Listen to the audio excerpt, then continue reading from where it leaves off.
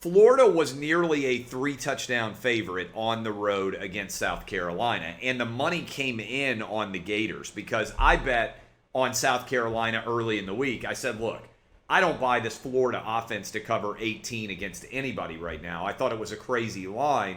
People disagreed with me because the number kept getting bet up all the way to 20.5, and then boom, it's 40-10 South Carolina, 30-10 I think at the half.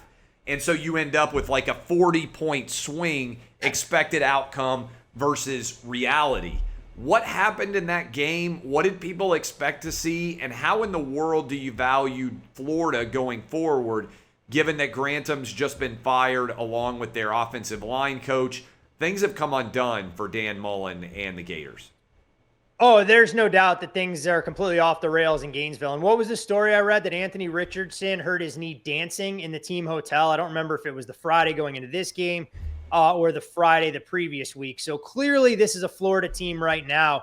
When you look at their upcoming schedule, yes, they're going to get bowl eligible, but kind of scary that they're 4-5 through the first 9 games. And you mentioned it. They did take money from 17.5 up to 20. South Carolina hit them in the mouth. And this was obviously the signature win of the early portion of Shane Beamer's returns in Columbia. And this isn't the first time that Florida has lost outright as a double-digit favorite. They did it a couple weeks ago against LSU.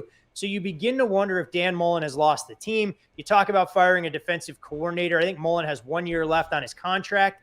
Is this a relationship with the university that's going to stick? We know the close-knit ties between the AD and Mullen. I mean, these guys have been together since their days at Mississippi State. So I'm not sure if Mullen takes a job at the next level or how this relationship ultimately plays out.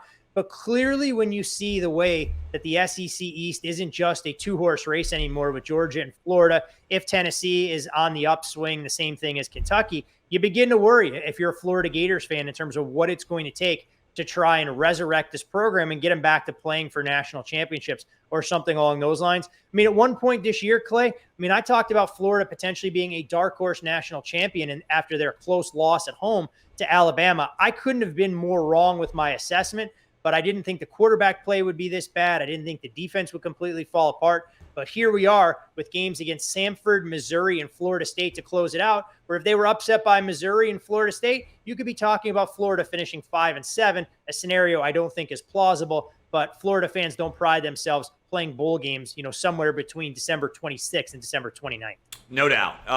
And by the way, as it pertains to Florida and kind of looking forward, do you think there's interest in Dan Mullen at the NFL? And the reason why I ask is we know Cliff Kingsbury got fired by Texas Tech and then went in and took over at Arizona. And actually, it's been a great move for the Cardinals. Right now, they're the number 1 team in the NFC and would have home field advantage throughout. He drafted Kyler Murray. His skill set fit better in the NFL than maybe it did in college. How would you assess here? Do you think there's real NFL interest in Dan Mullen, or is this a situation where Florida and Dan Mullen may want to get divorced, but neither side has really great options, so they come back for another year? It's a good question because the one thing we've known about Dan Mullen as far as his personality, it's always been a little bit quirky. That's why initially everyone said it could be a good fit in Mississippi State, where they do things a little bit differently sometimes than the rest of the SEC, and he could go after a different style athlete to try and get him to fit in the system. You look at what Dan Mullen has done at the quarterback position. He was Dak Prescott's head coach in Starkville. He turned Kyle Trask into an NFL draft pick. So there is a little bit of that allure at the next level that Dan Mullen, if put in the right lane as an offensive mastermind, can really do some things. Have I seen enough over the last couple of years that if I'm a floundering franchise in the NFL that I want to make him my head coach? That's probably a leap of faith. But at the same time, you're right. When does Florida decide, all right, enough is enough? You haven't been able to identify a defensive coordinator and figure things out on that side of the ball. We expect to be a perennial top 10 team. And the distance is clearly widening between them and Georgia as Kirby Smart stockpiles 4- and 5-star recruits year in, year out. Here's a Florida team that if Florida State ever gets its act in gear, and I think they're headed in the right direction, and Miami can figure things out in terms of what's going on, where does it leave Florida in the state's pecking order? The last thing I think the Gators ever want to be is number 3. And right now, I don't think they're there. But if you keep putting together 7 and 5 seasons at best, it's not going to bode well in terms of the caliber of player that you're able to bring in up there.